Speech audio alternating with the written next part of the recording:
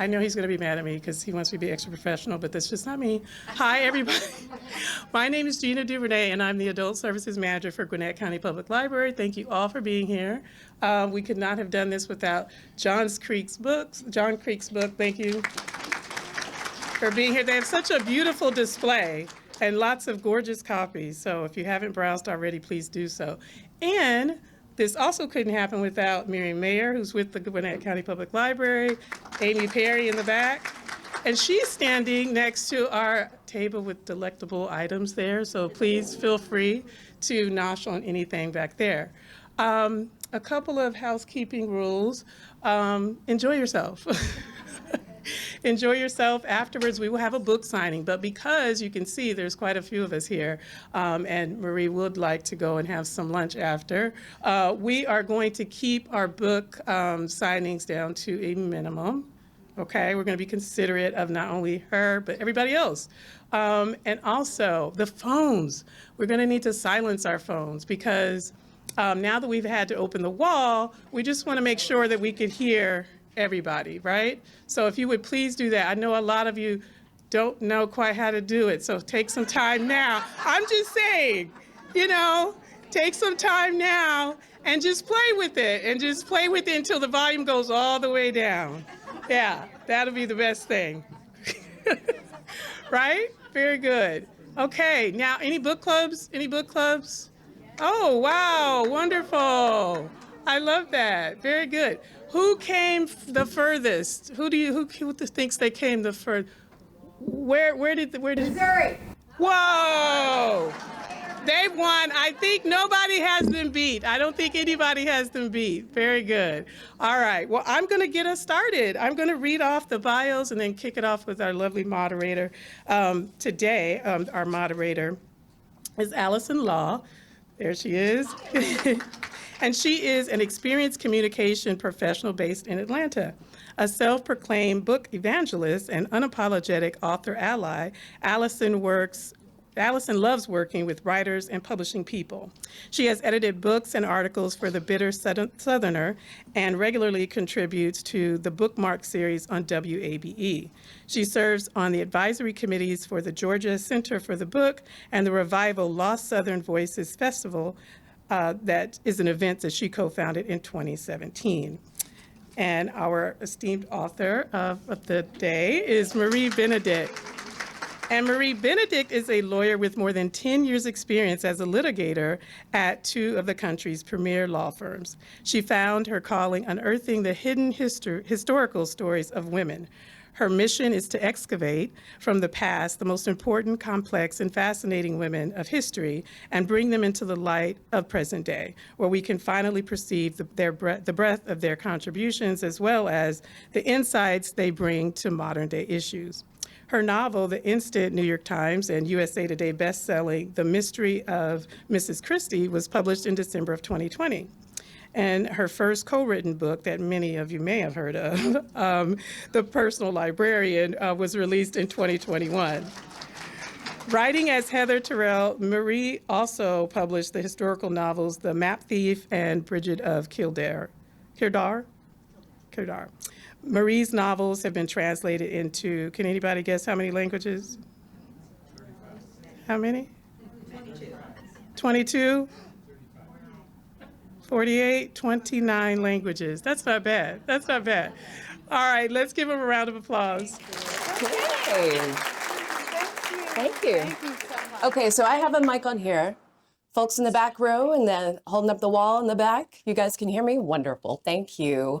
And before we get into our conversation, Marie, I want to make sure that I thank Gina and Amy and Miriam at the library for orchestrating this event and bringing everybody from Missouri and other places here today to Duluth. And also thank you to Johns Creek's Books, a woman-owned independent bookstore. And I want to thank the audience members for all of you for being here in the middle of your Tuesday. I know that I never want to live in a world where there are not libraries and bookstores. So Thank you for showing up and supporting them and the authors who write stories for us. And also for coming to have some fun. You ready for some fun? Is that something you can support?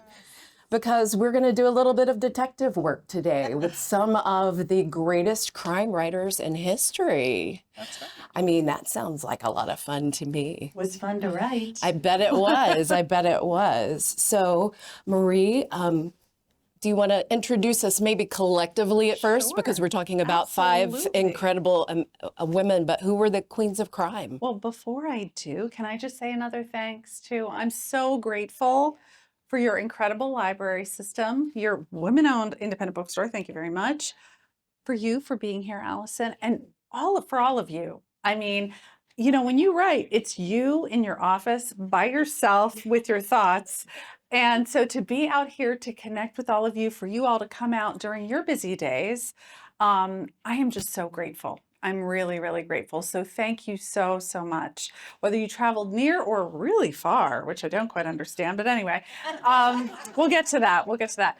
I'm so thrilled to be here with you all, and especially to launch my latest book, The Queens of Crime, which has been really for me just a joy to write, and a little bit of, like you said, a little bit of a detective novel to do Yes, so. Yeah. but there are so many. I mean, it's not just one mystery. You're getting at least 3, maybe more if you're counting correctly. Has anybody started reading it yet?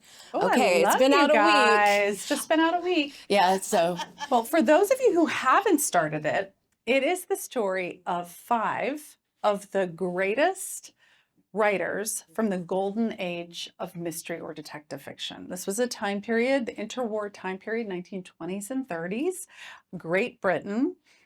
The genre of the classic murder mystery is just being created for the first time. And these 5 women, we explore how these 5 women had an enormous hand in creating it, especially Dorothy Sayers. She's my main character, but of her, she has 5, there's 5 in total of these incredible women, one of whom you probably know, Agatha Christie, because she really is one of the key founders of this genre. And the women band together first as colleagues, then as friends, and then instead of writing about detectives, they really do become detectives as they try to solve what is actually a real life murder. And we can unpack all that, but it was, for me, it was a wonderful exploration, right in keeping with my mission of historical fiction, unearthing these crucial women. But you know, in order to really honor these women as best I could, it's also written in the structure of a classic mystery as well. And so that was really fun for me, I have to say. It was really a joy. yes. And I think we're all familiar with Agatha Christie, at least I have not read the whole canon like you have, but I was not familiar with Dorothy Sayers. Yeah. And she is your main narrator in the book. And she is the one who founds the Detection Club. That's right. And then the subset of that, which becomes the Queens of Crime. That's right. Why did you write it from Dorothy's point of view?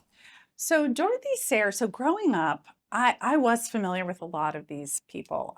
If you've ever heard me talk before, you know I love to talk about my aunt, who was my Aunt Terry. She was a brilliant law professor. She was a very talented poet, and she was also a rebellious nun. And one of her jobs was to keep me in books. I was like that nerdy, voracious reader kid. And introducing me to these writers was part of that. You know, I would always have in my stack that she would put together for me an Agatha Christie or a Dorothy Sayers or some of my other women, Naomi Marsh. And so I grew up definitely steeped in Agatha Christie and a smattering, especially of Dorothy Sayers. And I grew up loving this interwar period, these twisty puzzles that these women created. And Dorothy Sayers, as I was researching The Mystery of Mrs. Christie, which is another novel I wrote, which specifically focuses on Agatha Christie and her disappearance. She disappeared in crazy circumstances in 1926. While I was doing that research, I came across Dorothy Sayers again because she was one of her friends, her good friends, and she helped try to find her. And so I became much more curious about Dorothy. You know, I knew the books, but how much did I know the women? And when I kind of went down my rabbit hole of research, I learned so many interesting things about her. You know, she was one of the first female graduates of Oxford. She got a degree. She was a hugely successful advertising executive, and she had this mystery series starring Lord Peter Wimsey and a female sidekick, which was very unusual for the time, Harriet Vane. And her books were really ahead of their time. She was exploring issues that are issues we still grapple with today. How to have a work-life balance, how to have an equitable marriage, how to pursue a work that's your calling. I mean, she was talking about things that are still very much part of our large-scale conversation today. And I just became more and more intrigued by her. And then, of course, I learned she actually had been involved in a murder investigation. And that kind of like sealed the deal right there. Oh my gosh, yes, absolutely. Well, I read The Mystery of Mrs. Christie and I mean, that was the perfect, I saw some heads nodding. Some other people have read that book as well. Can you, for those of us who are not familiar with that, I want to set that up a little bit because this book does touch on what happened to Agatha and kind of shows us what's happened in the 5 years since. Then can you explain Of about course, the disappearance? Yeah. So in 1926, Agatha Christie she wasn't like the gray-haired English matron that we think of today, you know, the one sipping tea in her country estate while she's penning these crazy mysteries. She was a younger woman, and she in 1926 she disappeared. She was married, she had a young daughter, and she disappeared in circumstances that were like really torn from the pages of one of their novels. Her car was found running on the edge of a cliff. Her belongings were strewn about everywhere, and she was nowhere to be found. And she was nowhere to be found for 11 days. And this prompted the largest manhunt in England's history to try and find her. And I just had a sense when I learned this about her that a woman as gifted and talented as Agatha Christie in the art of plotting, like, is it possible she didn't have a hand in her own vanishing? I mean, and there were so many things happening in this time in her life. I won't tell you what they are because it'll spoil it, but it was a tumultuous period for poor Agatha. And this, you know, what happened, regardless of what happened, she did eventually surface, thankfully for all of us, in the many, many novels she wrote after that. But in surfacing, I think she had never anticipated the kind of press scrutiny. I mean, she was a headline in every newspaper across the world. I mean, it was crazy. And that really impacted the person she had been. When this all started, she was a gregarious, warm, you know, really extroverted person. I mean, she was the first European woman to surf, if that gives you just a little inkling of who she was. And instead, she retreated. And she became very wary and reclusive. And so when our novel opens, Dorothy and Agatha, who are good friends, Dorothy is beseeching Agatha to come out of her shell and join her in this organization she's founding called the Detection Club. This is 1931. The Detection Club is the gathering of the brightest and best mystery writers all set in Britain or have a connection to Great Britain. And their goal is really first to bring these people together so they can support each other, they collaborate, but it has another purpose. And that purpose is to elevate the genre. This time period is really the birth of the classic murder mystery. I mean, there had been mysteries. We have Arthur Conan Doyle, of course, but not quite like this. And what was happening as writers are entering this genre is there's a huge amount of inconsistency in quality.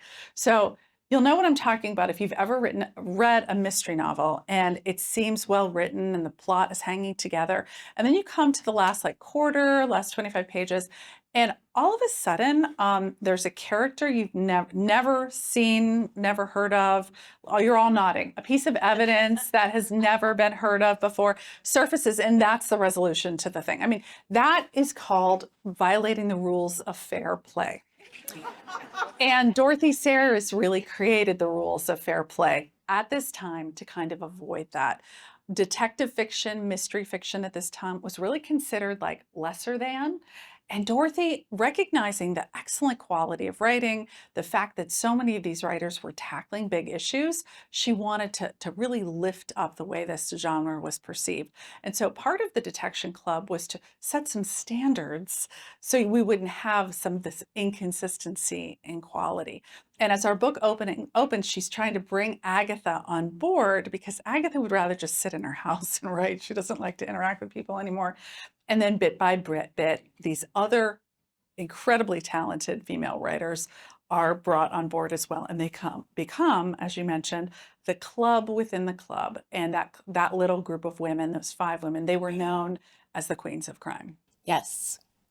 You put these words in Dorothy's mouth in the book. No matter how beautifully written a mystery book is or how important and profound its themes, mainstream reviewers lump us in the genre category and refuse to consider our work as literature. That's right. Do you think that today's readers and reviewers have the same attitude toward mystery writing? Great question. I think that readers don't. I think readers know that there's a reason we have a panoply of choices with reading, right? Different books suit us at different times, different moods, different places where we read, different stages in our life, right?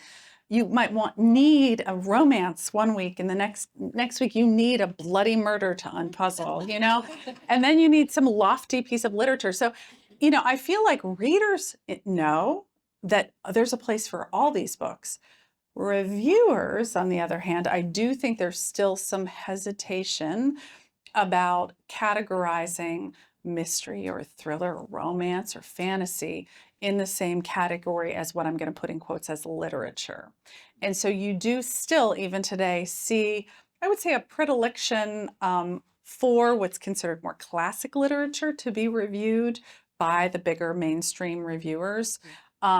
But I don't think readers necessarily feel that way. I think readers know that there's a place for all these different types of books. Right. I definitely believe that we all find the right book for us at the right time. So, Absolutely. yeah. Yeah. So back to the story, we have Dorothy with this lofty goal of uniting these incredible mystery writers, and she's founded the Detection Club. And then she finds out that this mission and all of her standards and goals, that maybe not everybody in the club wants to be so united. Yeah. So what happens to create her to enlist Agatha's help and to approach these other 3 women writers? Well, you know, at this time, and again, some of this is fictionalized, but it does represent the overall views about women in writing, especially at this time, and especially women who were writing mystery and detective novels. I mean, women should be at the home caring for the family and the children. They shouldn't be trying to write about bloody murder. I mean, that was like, ooh. So what's happening is there's a sense that hesitation to have more women in the ranks of the Detection Club, even though obviously Dorothy is welcomed by, it's primarily men, because she's one of the founders and they're all friends. There isn't this sense that they want to cast the doors open wide to a larger array of women. And Dorothy isn't so keen about that. You know, there's so many talented women writers, detective writers, not detective, mystery writers at this time, and she feels like they should be part of this organization as well. And so that is a little bit behind bringing more of these women on board. There weren't nearly as many women in the organization to start. Now, again, that was reflective of how many women were actually able to make it to these ranks, right? It was hard to be a woman writer and even harder to be a woman mystery writer at this time. But they do manage to enlist, once Dorothy gets Agatha on board, they managed to enlist these 3 incredible women. And you probably have not heard of them, but it's been so fun to try and bring them out. That's the best part, right? Isn't it, you know, hearing the different stories and about different people that you haven't discovered, especially when you know they have books you can read. Oh right? my, and they're amazing, these women. One is Nio Marsh, if anyone's heard of her. She was a New Zealander, a theater director, as well as a writer. And she wrote these wonderful novels starring it was a series, Inspector Allen. She was really known for her like sharp wit and bold personality. She used to love to stride about in her pantsuits, which, I mean, that was like very notable for the time and a problem for most people. We also have Marjorie Allingham, who's an incredibly talented writer. She was the youngest of the group. These women really, one of the things I love about them is they span ages. They're from their 20s to their 70s. They span country or continent of origin, as I'll get to.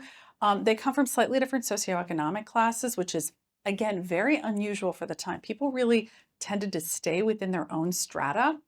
And they're united by their love of writing, their love of these puzzles, and then in time, really their love of each other. And I loved exploring this really disparate group of women who come together. But back to the people, Marjorie Allingham. And the fifth member was Baroness Emma Orczy. She was a Hungarian aristocrat in exile. And she was a big, dramatic, romantic personality, always draped in furs and pearls. But she wrote mysteries, but she was best known for a series starring the Scarlet Pimpernel. Yeah. And if you don't know who the Scarlet Pimpernel is, I mean, that's one of the characters that's really lived on. And I would say for most of these women, you might know their characters because they've been adapted into BBC or PBS mystery shows, but you might not know the authors. That's pretty common. The Scarlet Pimpernel in particular is still well known. It was the first dual identity hero. So you have a British aristocrat who dons a mask and a cape by night and saves French aristocrats from the guillotine. Whether or not they were deserving is anyone's guess, but that's what they did. But that really was the first of this type of hero. And it is the basis for all that followed, whether it's Marvel, DC Comics, you know, Superman, Iron Man, you name it. These are dual identity heroes, and Scarlet Pimpernel was the very first. So these women all have a legacy that lives on well past them, even if you're not familiar with them personally. Yeah. And the book, as you said, begins in 1931. Mm-hmm. And this is an interesting time, certainly in the lives of the women that you're featuring, but it's also a really big time of transition in England where the book takes place. Right. This is in between World War I and World War II. Can you talk about how you explored the ripple effects of the war and this period of transition and how it affected the main story? Yeah, so you know, this is a time period, you know, as you mentioned, we have so much going on that we don't always think about. It's politically tumultuous, you know, and they're coming off they called it the Great War, because of course they didn't know that World War II was coming. They thought that a war like that could never happen again. Like, it was unfathomable that it had happened, in fact. But there's so much political unrest all around them. There's the rise of fascism, rise of communism. Their own political system is sort of, I don't want to say under siege, but it's being challenged. There's great tumultuousness in their economic systems. We have the Great Depression around this time.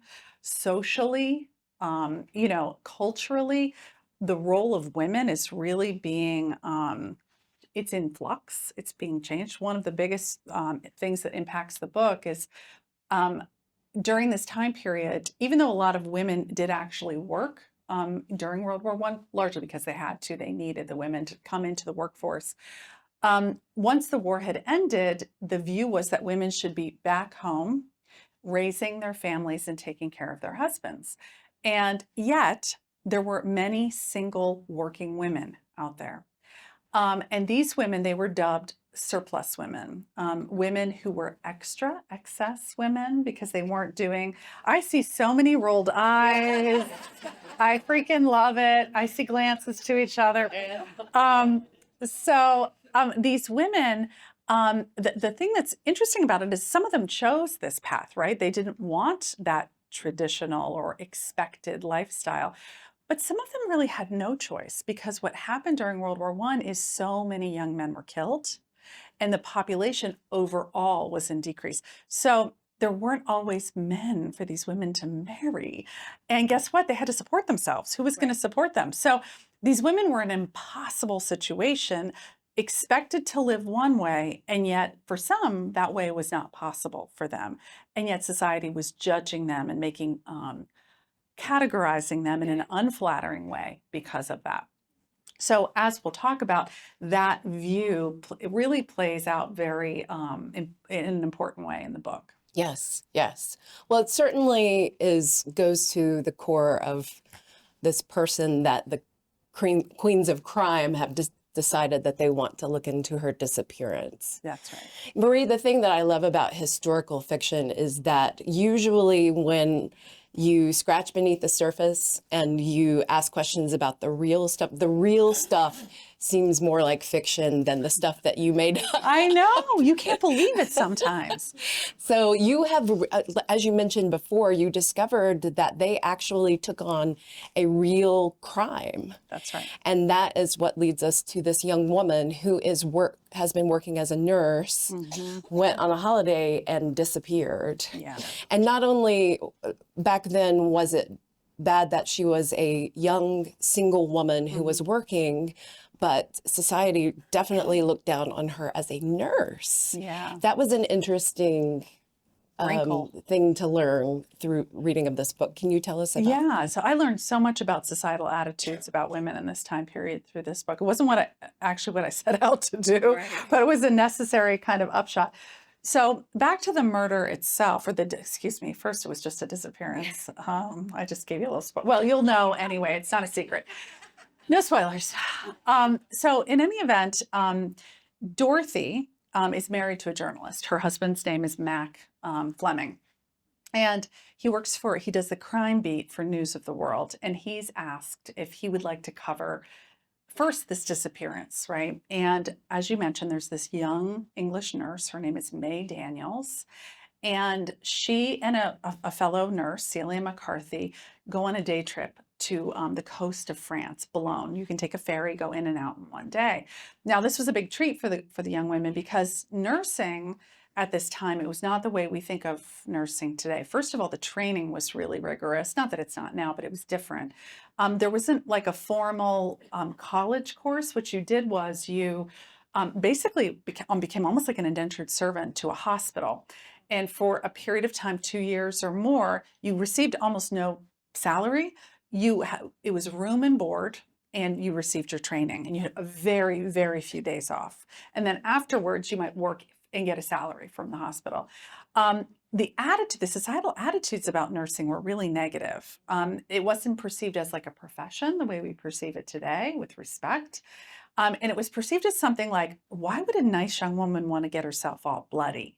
Never mind that, there were women helping out in the war effort that were nurses, but that was looked down upon too during World War I. So Nurse May Daniels and her friend Celia McCarthy finally have a day off, right, from their very difficult nurse training. They decide they're going to do a day trip to Boulogne in France. They have a great day exploring the town. It's really charming. Right before they're about to take the ferry home, May steps into a restroom. It's a restroom that has one entrance and one exit, just one door. It's multi-stall, but that's the only way in or out. There's no windows, there's no vent, there's no other door at all in there. Celia waits for her outside, and she waits, and she waits, and she waits, and May never comes out. She seemingly vanishes into thin air.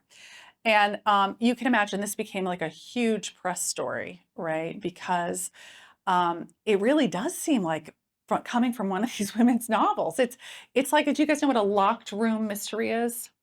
Okay, for those of you who don't know, a locked room mystery is a mystery that seems impossible. A man goes into his bedroom at night. He has one key. He locks it from the inside. There's no windows. Don't ask me why this man has no windows in his bedroom, but that's where he's sleeping. He doesn't come down for breakfast. Someone knocks on the door to get him. They have to break it down because there's no other key. And he's been bludgeoned to death, right? Like, how did it happen? It seems impossible. How does May vanish when there's no other way in or out? And Celia is literally waiting there the whole time. The story faded. This happened in the fall. The story faded from press coverage. And then her body resurfaced. Her body was found in the woods not too far from the dock where she initially disappeared. And so the journalists go crazy again. And this is the situation that Mac Fleming, Dorothy's husband, was invited into. Dorothy has a great idea. What if I wrote a companion piece and I came with you. So they pitch it to his editor. Mac is going to write like a standard crime reporter series of articles. He's going to do his own investigation, but Dorothy is going to do her own investigation, and she's going to write from the perspective of a crime fiction writer. The editor loves the story. And so actually the two of them, along with a bazillion other journalists, really descend upon Boulogne looking for the answer to what happened to Mae Daniels. In so doing, I learned so much about societal attitudes about Mae Daniels. You know, she was a young working woman, unmarried. She had no choice but to work. You know, she had to support herself. Same with Celia McCarthy. And because of who she was, because she was lumped into this surplus woman category, and because she had bobbed hair. This sounds really silly, but when we think about like the 1920s and 30s and that little bobbed haircut, it just seems like a cute haircut, right? No. That was, and it's all in every newspaper article, right? And it's code. I didn't know that it was when I started reading these. A woman with that type of haircut is considered modern. She's somebody who's not embracing traditional values. And if you're modern, you know, you might just be a little bit loose, you know. And if you're loose and you're a surplus woman, maybe the authorities don't want to dedicate a whole bunch of resources towards finding you, because it's possible you brought this on yourself. What happened to you? And not too long after the Queens of Crime are on the scene trying to figure out the truth, the authorities walk away from the investigation and chalk it up to something she must have done to herself, especially when, not right near her body, but in the woods somewhere, they find an old syringe and they're like, oh, she must be a drug addict. I mean, the whole thing is bananas. Yes, yes. And to me, I think it's really a satisfying read as a companion piece to Mrs. Christie, because there are some similarities to me between her and Agatha, who served as a nurse during the war. So. That's right. Great point. Yeah, yeah. The syringe is Syringe. you know, it's like Chekhov's gun. It's the Benedict syringe. So I also want to go back to Dorothy, because you mentioned that she's in this marriage with Mac too, and she's doing this thing that can be one of my favorite writing tactics. She's kind of involved in getting into this, solving this crime, because she's procrastinating on writing her novel. Well, there's that too. And that I could relate to sometimes. Yeah. But there are a lot of things that are going on that you start scattering throughout her story to let us know that maybe there's some things that she's hiding as well. Yeah, I can't say exactly what it is, but let's put this out there. Dorothy was obviously a woman ahead of her time. She was an advertising executive. She had a college degree from Oxford. She becomes a mystery writer. She's just living very much her own life. And she has made some decisions that have yielded consequences, and she has secrets. And these secrets, were they to come to the forefront, would absolutely impact her life. In some cases, ruin her life, both professionally and personally. And in many ways, those secrets, these choices, really, I felt a strong parallel. And then, of course, I have Dorothy feel a strong affinity for Mae Daniels. And again, I can't say exactly what they are, but these women have made choices that are kind of outside the accepted norm. And Dorothy can really feel for Mae and feel for the circumstance she finds herself in. They both, the more that the five women learn about Mae Daniels, the more that they do learn she has secrets too. And they're secrets that aren't unfamiliar in some ways to things that Dorothy in particular is hiding. And they're situations that today, what you probably wouldn't even blink an eye, but back then there was so much, women's lives were so measured and examined and held up to very specific standards. And it was incredibly difficult to get there. And that really does play a role in the way the book unfolds towards the end, and the justice that I like to bestow myself. It's great to write fiction sometimes. We're trying to keep this a spoiler-free zone, Yeah, I'm trying, which guys. is I'm really trying. Can I say one thing that's kind of fun that Of I course. love about the women? So, one of the things that I had fun with was as the women are doing their investigation in Boulogne and then in France, and this is based on the record as well, by the way. I have them do something different. They conduct a very different kind of investigation than the men. They and the authorities, right? So most of the reporters covering this are men, and the authorities are all men. So what I have the 5 women do is actually look at the day they go missing, look at their lives from the lens of the young women, right? So take as an example the day that May disappears. The women recreate what happens that day, right? They retrace their steps. They go everywhere the young women go, whether it's cafes or shops or the castle or a milliner store or getting sweet treats. And then they interview all the women who met May and Celia, the women who observed them, the women that the male authorities and the reporters have kind of ignored, right? And it's there that lots of clues, lots of pieces of evidence start to come together to help the women understand May's life and then ultimately her death. And it's a great, I mean, it was fun for me to do that, right? To turn these incredible women into detectives themselves. But to really ask myself, what are their strengths? What would they bring to the table that would be so different? And it's that same sort of shift in the lens that I try and look at history in general, to look at the women, the people who were there observing, creating, making change, but not seen, you know, and always underestimated. So that was an enlightening exercise for me. because this is also an in-between time for feminism. That's right. This is after, you know, I think I looked it up. I wasn't sure in the UK, but it was 1928 when women in England secure full voting rights. That's right. But this is before like 1949, where we have the second sex with Simone de Beauvoir. Yeah. And we're, you know, these are bold women on the outside. Do you think that they were feminists? Oh, I can tell you for sure, because I've read many essays, certainly by Dorothy Sayers, and I've read statements by Agatha on the topic. In fact, Dorothy wrote a whole series of essays that are entitled "Are Women Human?" She would have not considered herself a feminist.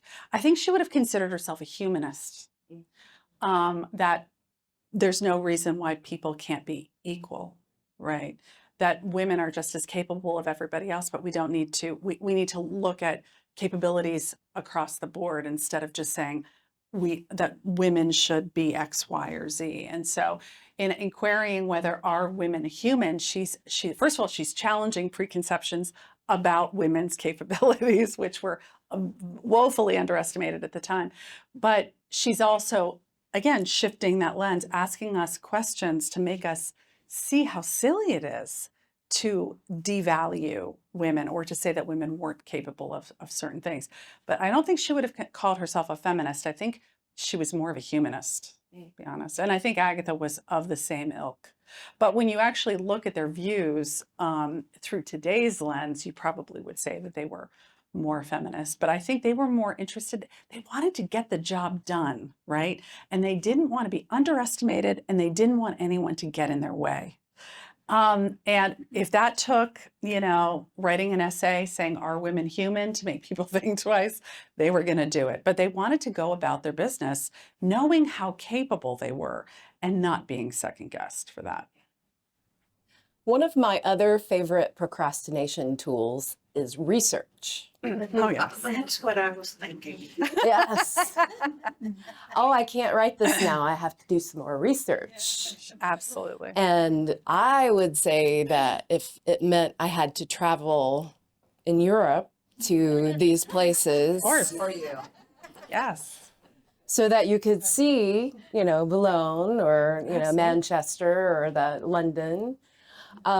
Will you regale us with your research process and what that looks like for you? I mean, I wish it was more travel and less time with like archives and microfiche machines. But unfortunately, I go where I am required to go. First of all, I pick women not because they're from a particular time period or a particular place or even have a particular skill set. I mean, the fact that I wrote about 3 scientists will tell you that because I'm nobody's scientist. I go where they take me. And that's true of the research too. I'm always on the hunt for original source material, letters, journals, daybooks written by or about the woman or someone who knew them well at that time period. That does require you go all sorts of places because many of those things are not to be found on the internet. Although we think everything is on the internet, it actually is not. And I have spent, for example, for this particular novel, I can't even tell you how much time with microfiche machines looking at archived, extremely old hundreds of British newspaper articles. The disappearance and the murder of Mae Daniels was, there are countless newspaper articles about it because it was, what a story, right? And those really did serve as a huge, they tracked the woman, Mae's life, what they did that day, the investigations, the preconceptions. All of those were hugely important. I had to dig out a lot of Dorothy Sayers' letters. Some of those have been published together in volumes that you can order. Some are out of print. Some you have to go to Wheaton College archives to get, and I will go there. I am lucky that a lot of the 5 women had autobiographies published because they were famous during their lifetime. Now, I will say the autobiographies had to be read with a grain of salt because, for example, Agatha Christie's autobiography, a lovely, fanciful piece of work, reads a lot like fiction. And in fact, I think it might be because she makes no mention of her disappearance in it, which is the most pivotal event in her life, not one word. So, they're great resources to a certain extent, but you do have to approach them with a skeptic's eye for sure. An unusual piece of research for this book, which I think you'll all agree wasn't too much of a hardship, unlike dusting out the microfiche machine at my local library that nobody used for like 30 years, was rereading Dorothy's books. Dorothy, as I mentioned, she was famous for her Lord Peter Wimsey series. And 4 of those books star the sidekick, Harriet Vane. Harriet Vane was, I think, an autobiographical stand-in for Dorothy Sayers. She was also a mystery writer. Come on. She had she went to a college just like Dorothy. There's so many similarities. So in rereading those particular books, it was they were almost like diary entries because you can see what's going on in her mind, what her views are, what things she's personally struggling with. And I really think Harriet Vane was a vehicle to share her own views and her own thoughts and her own struggles. And then, which was really fun for me, I think, without giving away too much, I think Dorothy Sayers she was still, throughout her life, I think she remained preoccupied by the murder of Mae Daniels. And scattered throughout her other novels are bits and pieces of that crime and bits and pieces of the resolution. So, for example, in one of her books, which is called Unnatural Death, there is a scene almost exactly like the scene where Mae Daniels vanishes from a bathroom, right? She has 2 of her characters in an identical situation, waiting outside, and then she posits her own resolution to it. And so for me, I used those little snippets throughout as a trail of clues to follow and to kind of put together Mae's life, the investigation into Mae, the resolution to her murder, all of these things. So it was definitely an unusual form of research for me. If I'm writing about a writer like Agatha Christie, I did utilize some of her novels to help give me some insights into her state of mind. But this was even more true in the case of this book and of Dorothy Sayers. One fun fact that relates to that is that I've told you all about the views about surplus women, right? Well, Dorothy absolutely hated that perspective. Like, she couldn't believe that people thought this about surplus women was ridiculous. So she sets out kind of her own diatribe against this, never overtly, always very subtly throughout the book. In her novels, she creates a bureau of women who they have their own purpose, but one of the purposes that they're used for is that they send out women to work as nurses and companions and governesses and housekeepers to all these different locales where a crime has happened. And they basically use these women who are all surplus women on these crime scenes to gather information and bring it back to Lord Peter Wimsey and Harriet Vane to help them solve the crime. And it's her social commentary. And what she's saying is, you think these women are useless and purposeless, but in fact, they are capable of everything.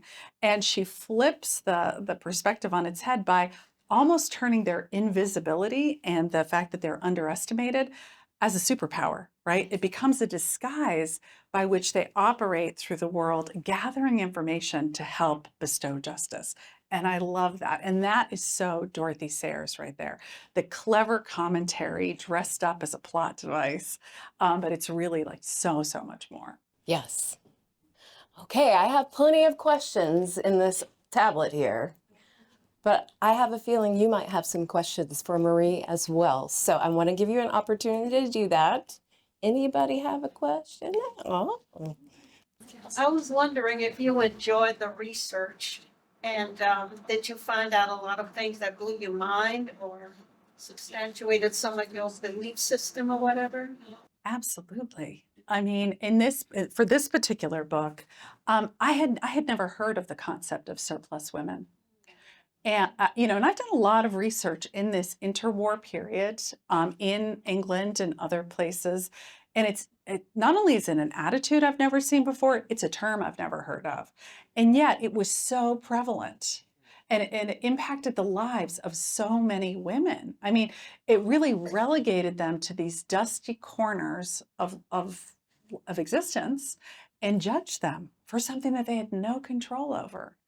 And in writing this book and constructing this story, I got to see play out in real time the way that category, that label, could impact how this poor woman's murder was handled, right? So it really, what's unfortunate though is that's not an attitude that's completely gone. And, a lot of judgments and labels and how women are treated and then how violence done to them or crimes done to them are pursued or not. That is very much a problem and a perspective today. So sometimes I'm learning a new part of history that does, on one hand, blow my mind, but on one hand is all too familiar, and that's both the interesting part and the disheartening part of doing this research. So that would be one example, but great question. Great question. Do you have a reading schedule and a writing schedule? Well, writing schedule. So, I would say I have a dream day. How about we go with that? Whether that reality actually ever happens, I still have one of my sons is still home. He's a sophomore in high school, so my schedule still very much revolves around him. I get him to school. My dream day is I get him to school. I am not waylaid by any household tasks, and I go right to my office and I write, because that's the time when I'm most creatively productive, sort of that 8:30 till about 1 or 2. If I can get that and not have anybody else ask me for anything, that's the most productive part of my day. And then I can turn my attention to all the other parts of being a writer that aren't just writing, So there's my dream day for you. Don't ask me how often that comes to pass though, because I read everything, every genre. I tend not to read in my own genre while I'm writing, except if I'm fortunate enough that a lot of my peers will ask for me to write a blurb, and I will do that. But for the most part, I do tend not to, because it can really permeate your writing, and I don't want to do that. I'm going to let you pick. Okay, how about right there? I was so excited that you just mentioned Wheaton College because I'm a 1965 graduate. Nice work. And I was thinking that Dorothy Sayers had a lot of archives there, as well as I'm sure you know, she was a good friend of C.S. Lewis. Very good. And I had read that if you wanted to write anything about C.S. Lewis, you had to go to the Bodleian Library in London That's right. or Wheaton College. Girl, you know your research. Well, That's awesome. Yes. yeah, but Dorothy Sayers was such an intellectual writer. Her literary illusions as an English major, Mind blowing. incredible. Well, I wouldn't get half them, let's be honest. I mean, like I'm piecing them together. But you're right. And she turned to after she reached a point in writing these mystery novels that she always loved them, but she had all, as you mentioned, all these intellectual pursuits she wanted to finalize. And one of them was translating Dante's Inferno. And her translation is considered the best translation of all time. Okay, and she considers that her life's work. She also became extremely interested in and extremely popular writing about theology. Yes. She wrote a whole bunch of plays that were very popular, a lot of I would say nonfiction pieces and texts. And that's how Wheaton College ended up with basically her archive. A lot of it is there, not everything, but a lot of things are there. I'm sorry, I'm talking too much, but have you read Mind of the Maker? Oh yes, Mind of the Maker is fantastic. She wrote that book that, I mean, I'm a Christian, so we're creative because we were created by the great creator. That's right. That's what that book is about. It's not an easy book to read. Well, she was a dense intellectual thinker. And, you know, her father was a reverend, pastor. I don't know what his title would have been. And so she grew up in a little town, a parish. She grew up in that environment and that stayed with her whole life. But she was very good friends with C.S. Lewis and a lot of the great spiritual thinkers and writers of that time. And that was kind of her next legacy. This is only one part of her life. Yes.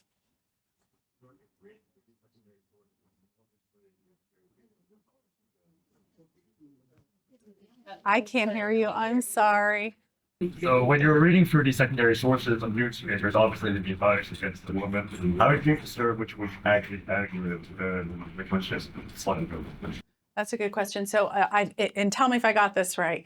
When I'm reading all these original sources, like a newspaper article, you're going to see a lot of bias towards women. How do I decide which is accurate and which is not? Does that sound right? Over time, it starts to become clear. In the newspaper articles, once I started to realize what some of the things meant, why they kept on mentioning her hairdo. I didn't understand that at first. Why are we always talking about her shingled or bobbed hair? And I started to research some of that.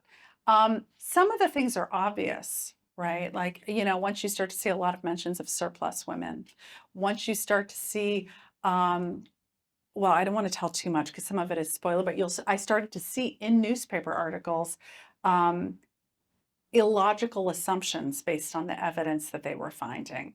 And so what I did was I actually teased those out of the newspaper articles and used them as a plot device, right?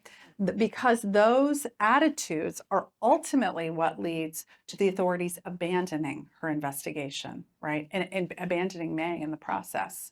And by teasing those out as not universally held, but commonly held views of the day, I could start to see the facts that underlie those views, and I could use the attitudes in a different way and juxtapose them with the women's decision to persevere on May's behalf, regardless of what the authorities were going to do. One of the things that's, for me, one of the most important kind of themes of the book is that the power of friendship, in this case, female friendship, to advance goodness and do justice, even in a world that doesn't seem interested in it, whether it's society or the authorities. And even when you feel as though you don't have any power, you do have power to do good. And having these women proceed against attitudes like that, against the abandonment of this investigation, I hope in some small way was a little bit of an inspiration for us you know, we live in tumultuous times, and sometimes we feel stymied by our capacity to act, and it's still possible to do good.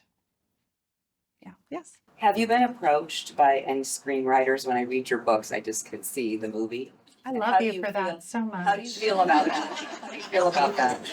Well, of course, you know, for me, I'm a mission-driven writer. I write about these women because I feel like they deserve a second chance to have their stories told, right? When I think about the possibility of having these women's stories told to another audience through another medium, whether it's a television program or a movie, how exciting for them to broaden that. Not everyone's a reader, you know, it really does expand that audience. I have been approached. I think 4 of my books right now are optioned for film. Whether or not they actually become a film from that optioning is a very different Has a question. blonde, blue-eyed Southern girl approached you yet? No, not yet. Considered- Oh boy, I would like that. If you know her, get it going on, please.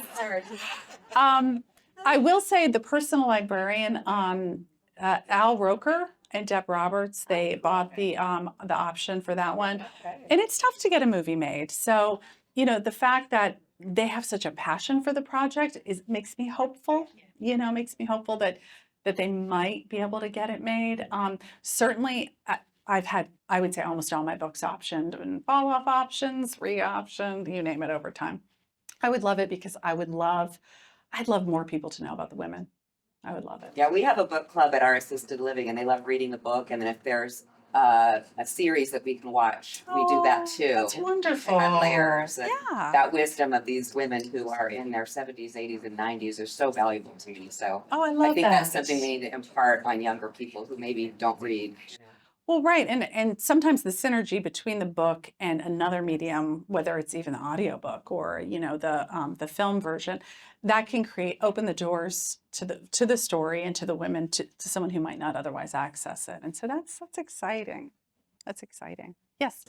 In the book, you resolved the murder at the end. I Was it ever resolved in real life?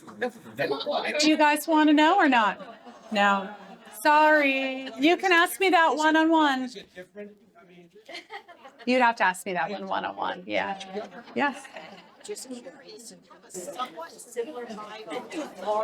Okay, hold on, everybody. Hold on. We're almost there to the book signing part.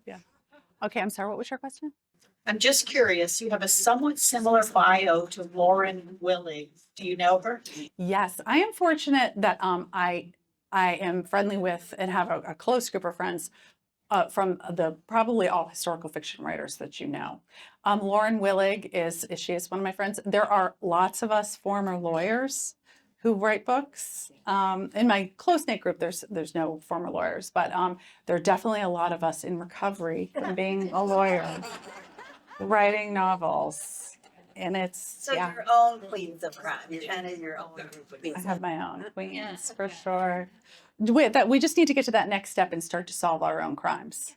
You know, maybe that's next. Well, or you just take over Dateline. You could all, Yes. or Unsolved think it's a great Mysteries. idea. You could, you and Lauren, you would be perfect for We'd be that. great at that. Yes. One more. Okay. All right, one more question. Yes. I would love to know when you started with seeing the injustices to women, which inspired you to be a civil advocate. Like the very first time that spark happened to want to write these stories. Well, it happened. If you've ever heard me talk, you probably have heard me talk about this. It actually started when I was probably in middle school. That aunt that I mentioned, she gave me this book called The Mists of Avalon. If you're familiar with it, it's a female-centric retelling of the King Arthur legend, and it tells it from the perspective of the women instead of King Arthur and all the swashbuckling knights searching for the Grail. And that book, especially at that time in my life, opened up my eyes to the hidden corners and untold stories and unheard voices in history. I mean, that's myth, legend, and lore, but similar. And it really sparked something in me that has never gone out. And I really do feel like, I then went to college, I was a history major, thought I'd become a professor, got waylaid by the legal profession for way too long. And then, but I think that whole time I was trying to circle back some way to that.